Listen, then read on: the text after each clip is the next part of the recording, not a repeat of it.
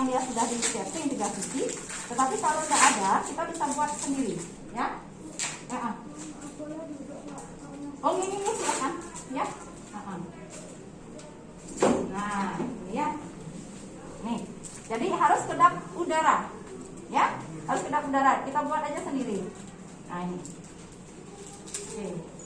Ada kurang sehat ya, Nak? Ada kurang sehat. Namanya kasar 3 sisi. Jadi begini, ya. Ini yang kedap udara. Harus ada plastiknya. Ya, udah disetting dari sana juga ada, ya. Nah, tadi kan temennya udah nempel begini tangannya ya. Temen yang lain nyiapin kasar 3 sisi. Ditempel. Nah, begitu. Ya, kalau bisa ini bagian bawahnya menghadap ini. Nanti kita plester. Nah, blasternya di 3 sisi. Ya. Blaster yang pertama itu ini anggap sudah blaster ya, Nak ya. Sisi 1 ke sini. Ya. Sisi 2 ke sini, sisi berikutnya ke sini. Ya, berarti 1 2 3. Ya. Di sini kan masih ada celah. Ya, kalau ada darah dia akan turun.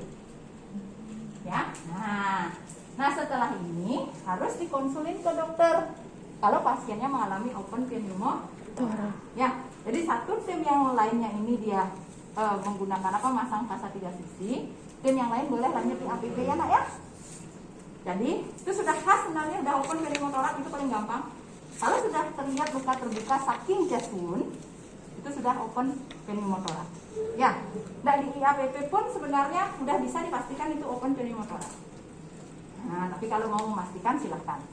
Ya, pertama inspeksi ada luka terbuka, inspeksi kemudian auskultasi. Berarti yang didengarin adalah ini nggak pasang di telinga deh, ya.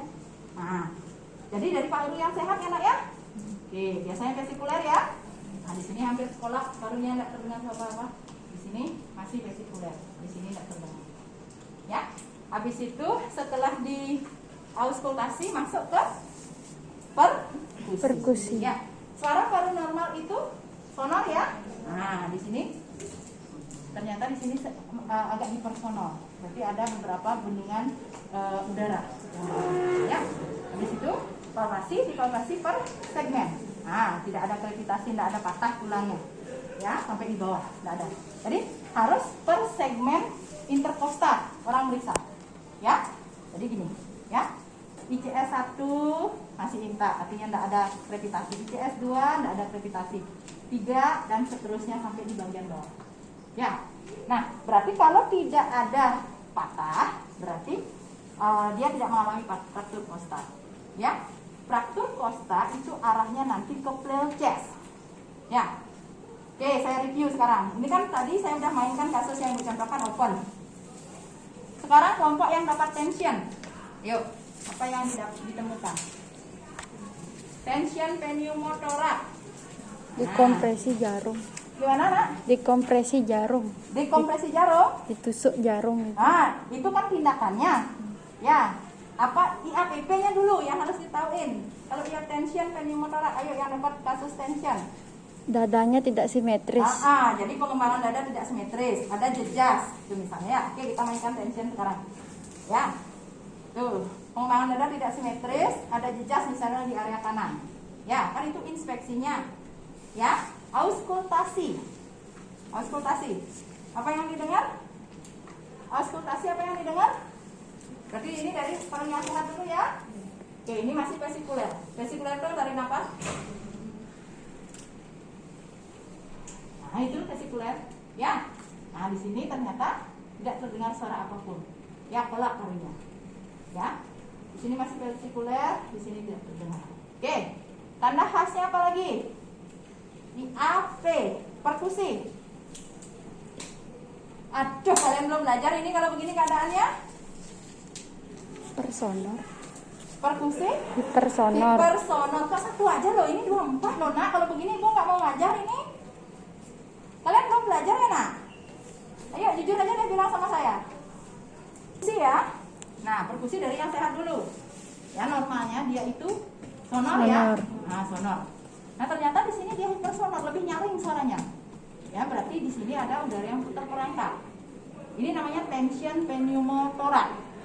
Ya, benar tadi temannya bilang dilakukan middle thoracosyndesal. Kalau kita mau ngecek di sini di trakeanya ini akan terjadi pergeseran. Dia akan Nah, ini kan yang sakit di sini. Dia akan miring ke sisi yang sehat. Di sini. Trakea ini kan trakeanya kita nih, lurus. Kalau dia itu dalam keadaan tension, di sini ada tekanan, dia akan miring. Nah, gitu. Berarti itu sudah pure tension pneumothoraks. Lakukan yang namanya needle thoracocentresa. Ulang lagi Ibu jelasin, padahal di video early breathing Ibu sudah Ibu jelasin di sana. Ya? Oke. Caranya melakukan needle thoracocentresa adalah kita siapkan IV cap. Mana ini? Ada lihat aboknya nggak, Nak? Jadi kalau jarumnya yang paling besar, diameternya yang paling besar, berarti ukuran jarumnya paling kecil. Ya, itu ya. Jadi diameter jarum besar, ukuran jarum kecil. Ya, biasanya dipakai 14-16. Oke. Nah, caranya kan tadi tensionnya kan di sini ya. Jadi ditusuknya di area yang sakit, bukan di area yang sehat. Ya. Nah, kemudian tusuknya bukan di area jejas, tetapi di ICS2 mid clavicula. Jadi kan claviculnya di sini ya, Nak. Ini namanya clavicula. Ya. Nah, mid clavicula berarti ini tengah-tengah. Ya, ICS2 ini kan ICS1 ya. Di bawahnya itu ICS2. Nah, jadi ini claviculnya, ini adalah ICS1-nya, ini adalah ICS2-nya. Ya. Berarti ditusuk. Kan tadi di sini ya tensionnya. Nah, ditusuk ya. Nah, ini akan keluar darahnya. Nah, ini tidak bisa kita diamin. Ini kan dicabut ya, Nak ya. Ini juga dicabut ini. Kan gini. Kalau benar-benar pure.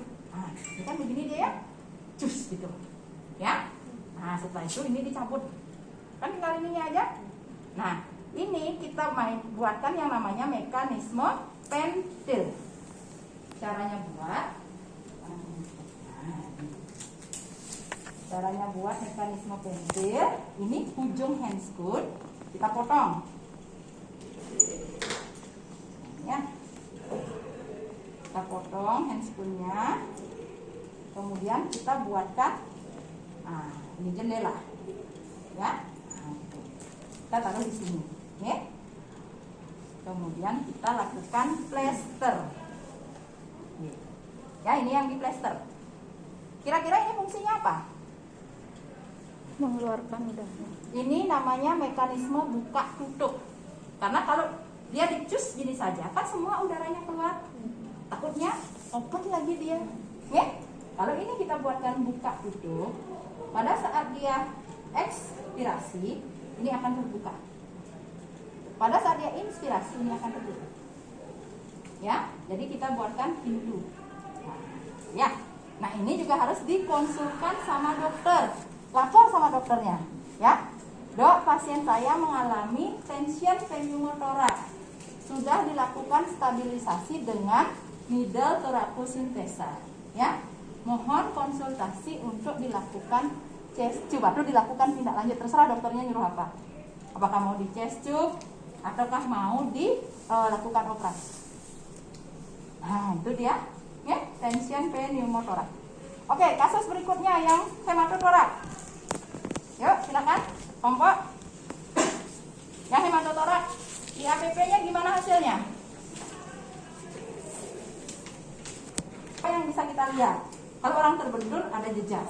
Ya, anggap di sini jejasnya. Ya, inspeksi, auskultasi.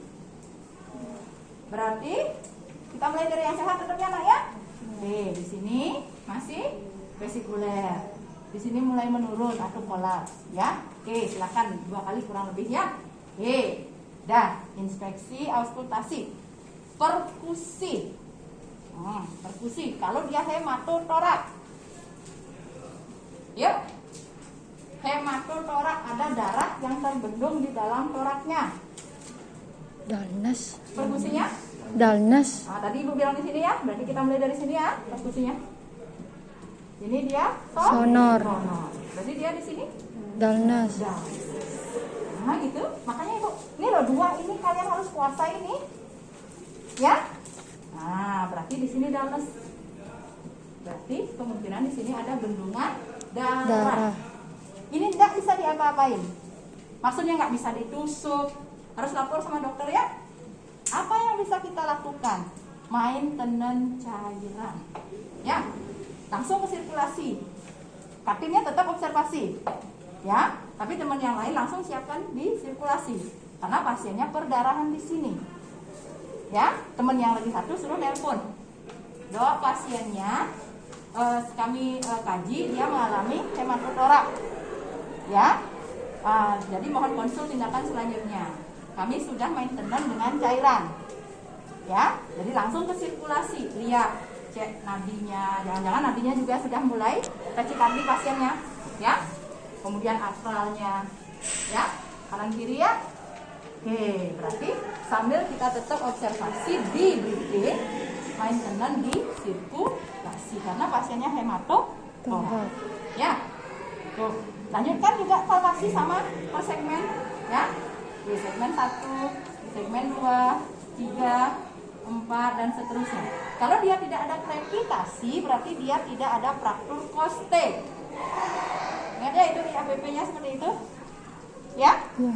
Oke. Nah, itu kasus yang keberapa jadinya itu? Ketiga ya? Ya. Open tension hematotorak. Ya, oke. Kasus yang keempat sekarang. Ada jejas. Ya, jejas kanan kiri silakan. Inspeksi ada jejas, pasien sesak, takut untuk bernapas. Ya. Auskultasi, kedua parunya sudah mulai menurun. Ininya. Apa namanya itu suara parunya. Ya. Inspeksi auskultasi perkusi. Ya. Masih sonor. Masih sonor. Ya, masih sonor. Ya. Tapi saat kita palpasi, Ada ini intak, intak, ini masih intak, masih nyatu. Tapi di area yang jejas, repot satu, repot dua. Nah, 2 segmen lebih itu masuk ke clear chest. Pasien akan sangat takut bernapas, ya. Kemudian dia biasanya akan ada namanya pernapasan paradoksal, ya. Nah, kayak gitu napasnya. Karena nyerinya luar biasa, ya. Saat ini yang harus dilakukan adalah konsulkan ke dokter. Biasanya akan diberikan analgetik sama dokternya. Nah, gitu. Ya, itu penyulit breathing. Kalian harus review video saya. Kalau enggak rugi dong saya berikan kalian materi hari ini, saya harus jelasin lagi. Ya. Nah, itu ya, itu pentingnya kalian belajar dulu sebelum sampai di sana. Clear nggak? Ingat ya, ini harus clear dulu, RW harus clear dulu, breathing harus clear, baru bisa ke sirkulasi. Ya. Ya. Nah, breathing 4 penyulit. Ya. Open tension hematotorak flare chest. Belum lagi satu tampon nado jantung, nanti itu belajar di advance. Sekarang untuk persiapan BPJS itu aja dulu. Ya. Tension IAPP-nya sudah tadi. Ya. Open IAPP-nya juga sudah tadi, ingat itu. Hematotorak IAPP-nya juga diingat. Flare chest IAPP-nya diingat. Ya. Penata laksanaan tension needle thoracocentresa di ICS 2 mid clavicula. Penata laksanaan open kasa 3 sisi Kasa tadi. 3 sisi. Ya, bisa buat sendiri atau kalau sudah ada silakan dipakai. Intinya dia kedap udara. Kedap udara. Ya, di plester 1, 2, 3. Silakan kalian lubang di bawah. Ya. Habis itu flare chest, ciri khasnya itu, ya, ciri khasnya itu kalau tension, ciri khasnya hipersonor. Hipersonor. Ya, dan pergerakan trakea. Trakea. Yang sehat. Open, ciri khasnya luka terbuka dengan sucking chest wound. Ya. Flare chest, ciri khasnya pernapasan paradoksal dengan Krepitasi. fraktur kosta lebih dari 2 segmen. Ya. Hematotorak, ciri khasnya itu adalah Bunyi dalnas. perkusi dalnas. Nah, itu. Yang lainnya itu masih sama, sesak dan lain sebagainya itu masih sama. Oke, sampai di sana. Paham ya? Paham. Oke, nah setelah RW breathing clear, baru lanjut ke sirkulasi. Yaitu urutannya. Kecuali tadi kasusnya hematotorak, bisa simultan dengan sirkulasi. Ya, oke, sekarang sirkulasi. Cek kondisi akral. Ya, tachikardi, kemudian akralnya dingin, keduanya ya. Kaki juga, kan kalian punya tim kan? Nah, itu ya. itu yang kita lakukan adalah pasang infus 2 jalur yang sudah dihangatkan. Biasanya dulu awalnya kita pakai kristaloid. Ya, kristaloid contoh RL yang molekul kecil dulu biar gampang masuk. Oke, dihangatkan. Oke, ingat ambil darah ya. Yang ambil darah berapa? Crossman. Ya, C-lab. Ya. Jadi ambil darahnya, kemudian pasang, kemudian infusnya. Ya kalau misalnya pasiennya akan operasi, lebih baik digunakan blood set. Yang ini infusion set namanya ya, yang blood itu yang ada gini nak, yang ada saringan. Ya. Nah, oke. Jadi ambil dulu darahnya, ya. Kemudian baru dipasang infusnya. Nah, kita oke. Nah, nanti BPJS kalian juga tidak masang langsung, cuma ditaruh begini aja. Tetapi tahu konsep. Kalau kalian mau ambil darah, tapi kalian nggak bawa spike, sama juga bohong. Apa yang mau diambil pakai? Ya, so, atau mungkin boleh pakai IP-nya ini langsung, tapi harus bawa botolnya. Nah, gitu, ya. Itu idealnya. Itu yang untuk mengingatkan, ya. Jadi silakan ya. Ini digerojok dulu, seret. Observasi kurang lebih 1 menit. Kita kalau di PTCLS ngomongnya 1-5 menit kurang lebih itu observasinya. Ya. Oke, setelah diobservasi tidak ada perbaikan, cari penyulit sirkulasi. Ya, di video ibu juga sudah ibu jelaskan penyulit sirkulasi. Pertama bisa ada luka terbuka. Jadi misalnya ngobior di tampon. Ya. Kemudian ternyata misalnya ada luka ngobior di tampon. Ya. Nah, yang lebih parah lagi jika pasiennya mengalami fraktur. Ya, femur terutama. Nanti belajar di pembedaian di sebelah sama Bu Yus. Ya, pelvic. Ya. Nah, caranya untuk ngecek fraktur pelvic, ya, itu kalau dulu kan ini pelvicnya pasiennya dibawa ke bawah dulu baru ke atas. Tapi sekarang direkomendasikan langsung ke atas. Kalau sudah begitu, langsung ini diikat. Kalau ini si sticknya yang kecil itu, ya langsung diikat atau pasien pakai ikat pinggang. Kan ini kalau kalian pinggulnya aja masing-masing begini. Kalau kita gini kan dia tidak akan bunyi nah. Oke, nggak gitu nggak dia. Tapi kalau dia retak, kalau kita angkat begini dia akan bunyi krek. Berarti hati-hati ini fraktur pelvic pasiennya. Ya, nah langsung diikat atau pakai gurita. Nanti di pembedaian saja. Ya, oke itu yang kita takutkan. Di torak tadi hematotorak bisa terjadi. Di abdomen, nah di abdomen di APP juga, ya ada jejak misalnya ya. Kemudian kalau inspeksi auskultasi langsung, ya baru ke palpasi dan perkusi. Ya, nah jadi perkusi berarti kemungkinan ada danes. Jadi itulah dia masalahnya sirkulasi, ya. Jadi apakah harus digerojok lebih banyak lagi atau konsulin sama dokter? Dok, kami sudah berikan cairan sudah masuk sekian liter, tapi belum maintenance. Bagaimana dok? Apa kita combine? Nah, gitu. Ya, harus dikombinasikan cairannya. Tidak cukup pakai yang kristaloid aja. Harus koloid karena harus buka pembuluh darah yang lebih besar. Itu misalnya. Ya. Nah, pada saat ini kalau pasien yang memang masalah kan ibu pastikan yang shock hemorrhagic kelompok yang mana? Fraktur femur dengan shock hemorrhagic. Yuk. Ayo. Kelompok adik. Ya, kelompoknya adik. Siapa lagi? Ya, itu dianalisis. Ya. Jadi kalau dia fraktur femur, kemudian ada hematotorak, itu langsung unit sirkulasinya, nah. Ya, sudah dipasangin 2 tapi tidak ada perbaikan. Berarti harus dikonsulin lebih lanjut. Ya. Apakah harus dapat tambahan yang lainnya? Nah itu. Adik-adik harus tahu seperti ini kasusnya. Jadi ini kalau dia fraktur femur, nanti kan belajar di situ di pembedaian ya. Nah misalnya kita ngecek tekniknya look filmuk, ya. Lihat di sini ada jejak. Kemudian kita rasakan, ya ternyata ada gravitasi, ya gerakan. Ya, nah, langsung begini misalnya pegang begini, temennya suruh membedai. Ya, yang menemukan langsung megang, jangan dilepas lagi dia balik tadi ke seperti semula. Ya, jadi yang meriksa pertama kan dilihat misalnya ya ada jejak, langsung dirasakan, perpet gitu dia, ya langsung digerakkan sedikit, dipegang. Langsungnya temennya ambil bidai dan lain sebagainya dibedah. Kalau dia fraktur femur tertutup, kalau dia terbuka lain lagi urusannya, tampon dulu dia, nah, gitu.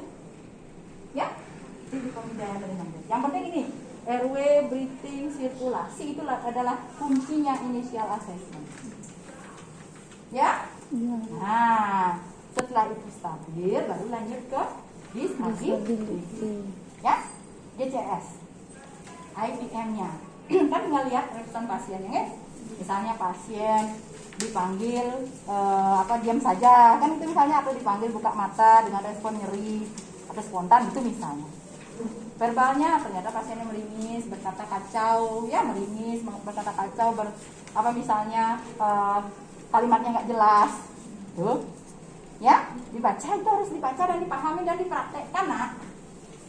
Ya nanti ibu pada saat evaluasi kan satu-satu nanti ujiannya atau berkelompok lah minimal 2 sampai 3 orang. Nanti kita akan review semuanya, ya ini di awal dulu, ya. Habis itu exposure, buka bajunya pasien, ingat diselimuti, ya. Ada tahu ada yang tahu logrol nggak? Sebenarnya di sana sih sebenarnya dipakai di aplikasi dan pemasangan gips. Ya, logrol itu pertama harus ada yang megang kepala dulu, ya. Nah, harus ada begini 1 orang, ya.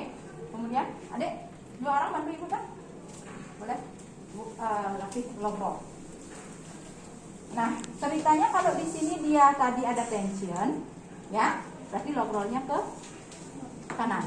Ya, di mana aja ada penyulit breathing, balikin, walaupun di sini ada, misalnya di situ ada fraktur, tetap RW, breathing, sirkulasi, tetap begitu aturannya. Ya, nah, anggap kalau di sini ya masalahnya, berarti logrolnya ke samping sini, ya. Oke, jadi 1 orang, ini boleh, ini gini dulu, yang 1 orang mau fiksasi begini.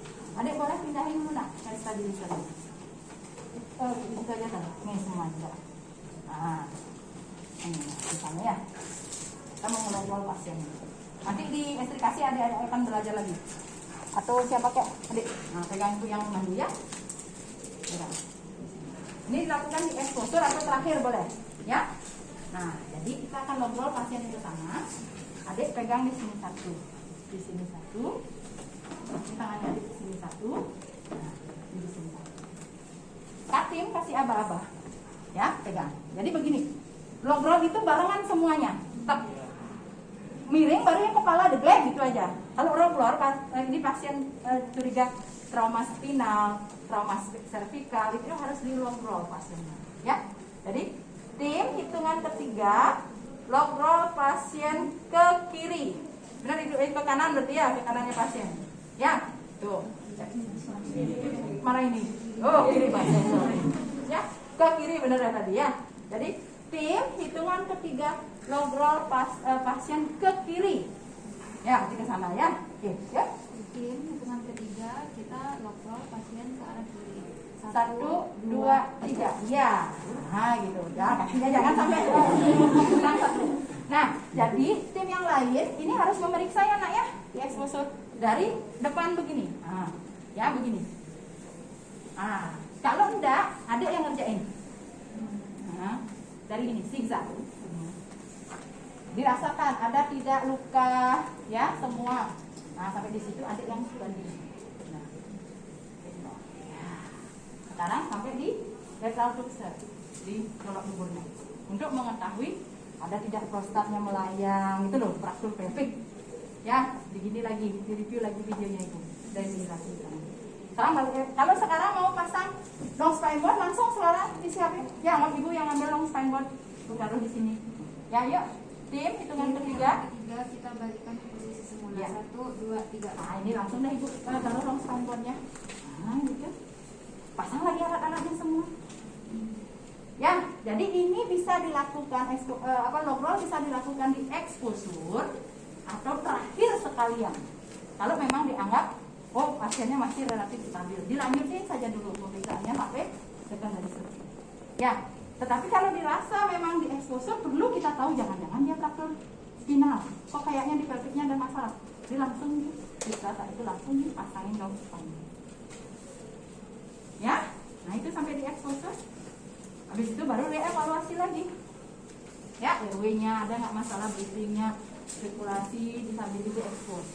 Baru masuk ke polycatheter, gastric tube, heart monitor. Itu semua sudah ibu jelaskan di ininya, ya, di panduan checklistnya dilihat di situ. Ya.